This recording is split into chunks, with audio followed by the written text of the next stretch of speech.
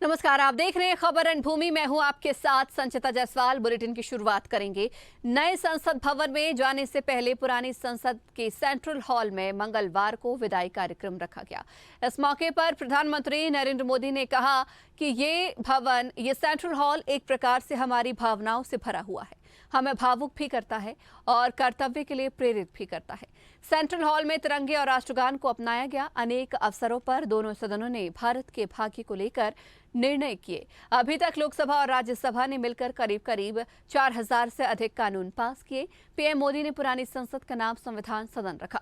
PM ने कहा कि पुरानी संसद को संविधान सदन के रूप में जाना जाएगा। संविधान सदन कहेंगे तो भावी पीढ़ी को तोहफा मिलेगा। इसके पहले लोकसभा और राज्यसभा के सभी सांसदों ने सुबह सेंट्रल हॉल के पास एक साथ फोटो सेशन कराया। इस दौरान पीएम मोदी, सोनिया गांधी, राहुल गांधी समेत सत्ता और विपक्ष के सभी सांसद मौजूद रहे।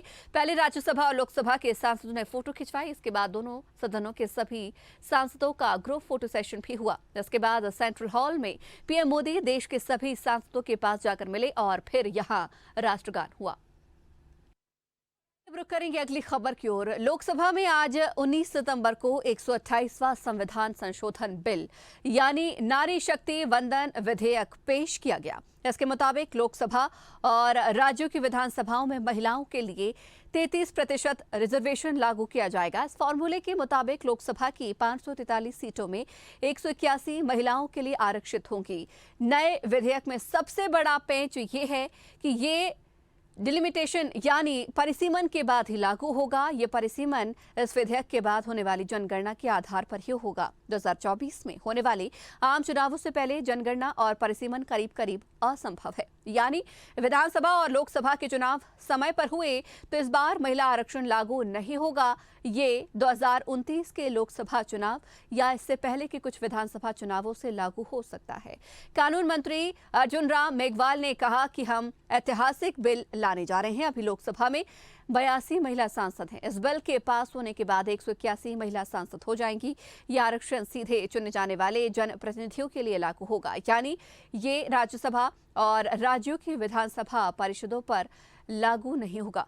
लोकसभा की कार्रवाई 20 सितंबर तक के लिए स्थगित कर दी गई है। महिला आरक्षण के मुद्दे पर कांग्रेस ने श्रेय लेने की कोशिश की। इसके बाद विपक्षी सांसदों ने बिल की कॉपी को लेकर हंगामा किया। वहीं महिला आरक्षण बिल पर पंजाब से आम आदमी पार्टी के लोकसभा सांसद सुशील कुमार रिंकू से दिल्ली से हमारे संवाददाता शुभ सेठ ने खास बातचीत की।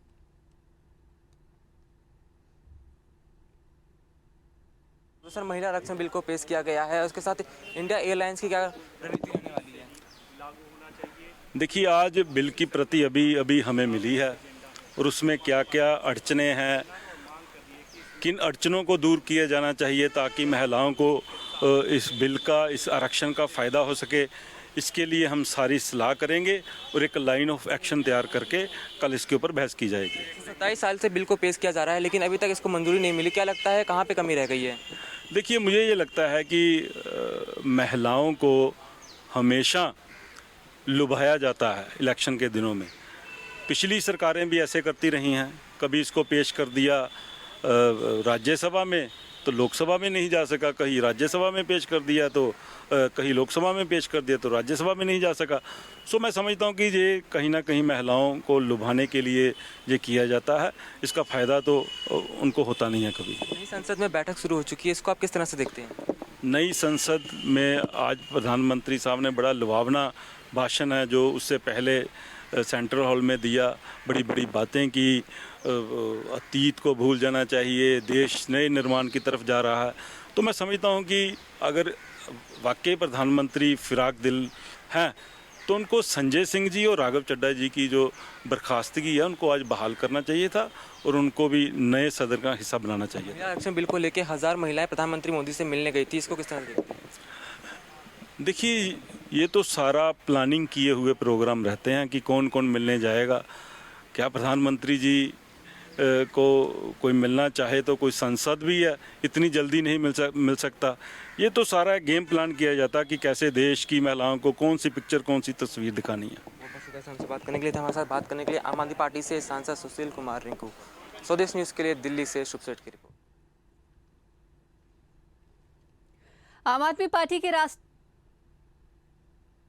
राष्ट्रीय संयोजक और दिल्ली के मुख्यमंत्री अरविंद केजरीवाल ने अपनी ही पार्टी के गठबंधन इंडिया के सदस्य कांग्रेस पर हमला बोला है।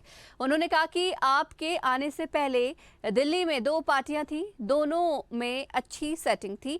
एक बार तुम राज करो, एक बार हम राज करें, एक बार तुम लूटो, एक बार हम लूटे। केजरीवाल ने ये बातें रीवा के SAF ग्राउंड में पार्टी की महारैली में कही।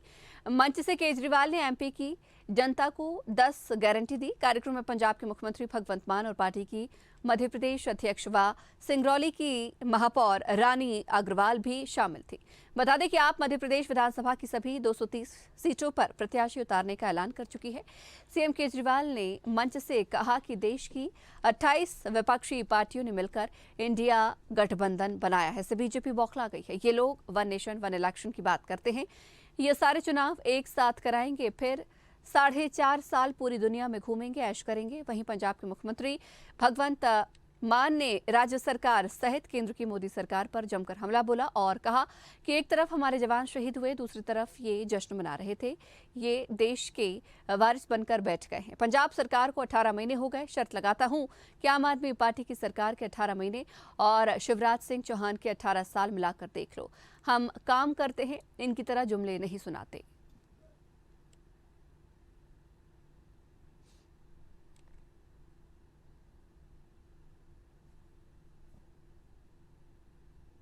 मध्य प्रदेश में भी 2 पार्टियां हैं, एक बार इसका राज, एक बार उसका राज, एक बार इसका राज, एक बार उसका राज। इस बार आप लोग भी इन दोनों पार्टियों को उखाड़ के फेंक दो, एक मौका दे दो आम आदमी पार्टी को। मैं आपको चैलेंज करता हूं, इन दोनों पार्टियों को भूल जाओगे। हद कर दी इन लोगों ने, लूट के खा गए देश को, हमारा बचपन खा गए, हमारी जवानी खा गए, हमारा बुढ़ापा खा गए, 3-3 पीढ़ियां खा गए। इतने पैसे इकट्ठे कर लिए, अगर इनकी आने वाली 6 पीढ़ियां भी 500 रुपए के नोट की एक बुर्की बना के, निवाला बना के खाएं तो भी नहीं खत्म होंगे भाई। मध्य प्रदेश में चुनावों से पहले भाजपा और कांग्रेस में आरोप प्रत्यारोप का दौर शुरू हो गया है। जन आक्रोश यात्रा की तैयारी को लेकर मंदसौर पहुंचे कुणाल चौधरी ने प्रदेश के वित्त मंत्री जगदीश देवड़ा पर डोडा चूरा के तस्करी के कई गंभीर आरोप लगाए। तो वहीं आरोप पर मंत्री जगदीश देवड़ा ने पलटवार किया और कहा कि कांग्रेस के नेता बौखला गए हैं। 15 महीनों की सरकार में कांग्रेस ने 1 रुपए का काम नहीं किया। अगर किया है तो सार्वजनिक स्थान पर आकर बताएं। कांग्रेस के नेता विचलित हो रहे हैं और विचलित होने के कारण ही आरोप लगा रहे हैं।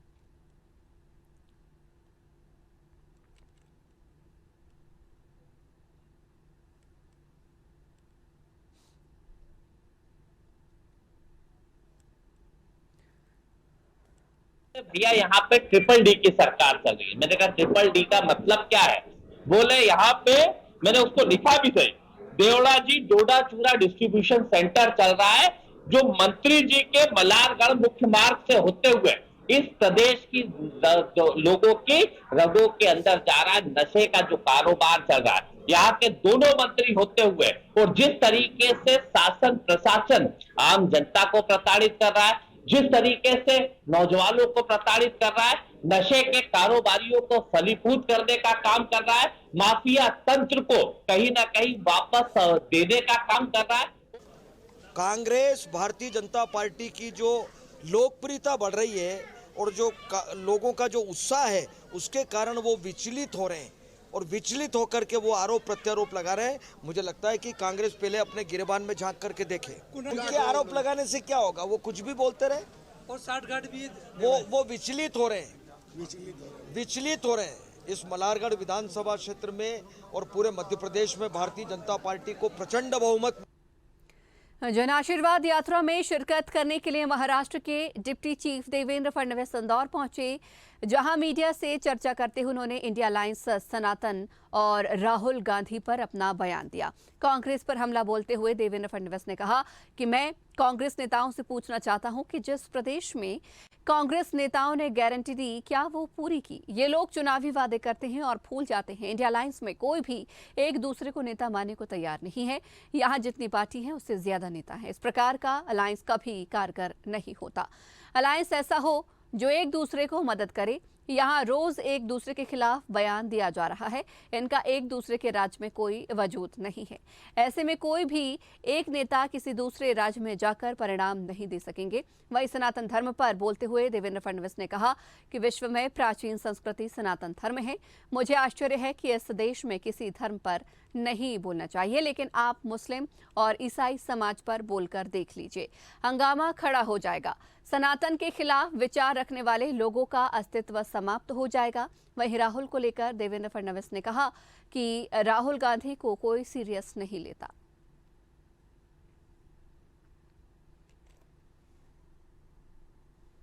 देखिए, ऐसा है कि राहुल जी सुबह क्या कहते हैं उनको शाम को याद नहीं रहता, और शाम को क्या कहते हैं दूसरे दिन पता नहीं होता। तो राहुल जी भले ही कांग्रेस के बड़े नेता हो, लेकिन उनके बयानों को सीरियसली लेना ये मैं नहीं मानता बहुत। लेकिन सनातन के खिलाफ इस प्रकार से बोलना और अपने आप को सेक्युलर कहना, मैं ऐसा मानता हूँ इससे बड़ी मूर्खता कोई नहीं है। लोग इनको अपनी जगह दिखाएंगे।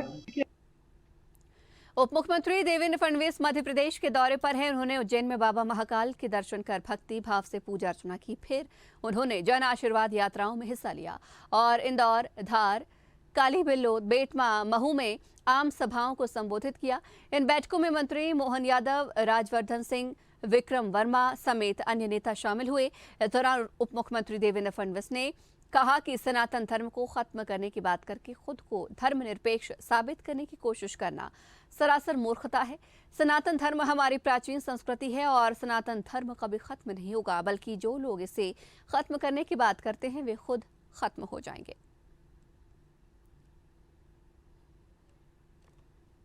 धरती को मैं बहुत बहुत नमन करता हूं। ये जन आशीर्वाद यात्रा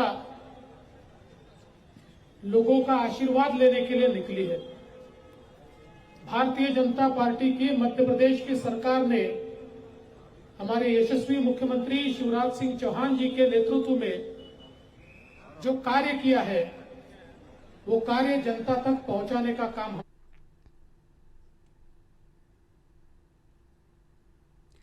सनातन के साथ हिंदुत्व पर सवार हो रहे 2023 के विधानसभा चुनाव में अब गाय की भी एंट्री हो गई है।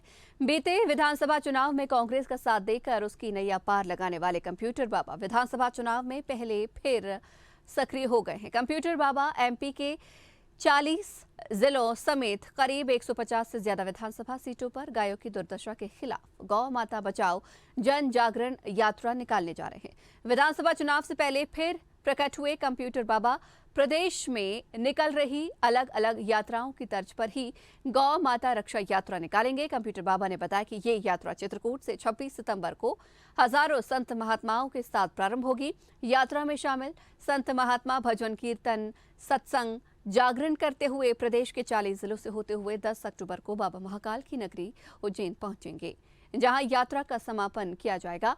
बता दें कि 2018 में कांग्रेस की सरकार आने के बाद महामंडलेश्वर उर्फ कंप्यूटर बाबा को राज्य मंत्री का दर्जा दिया गया था, लेकिन कांग्रेस सरकार जाने के बाद वो गायब हो गए थे।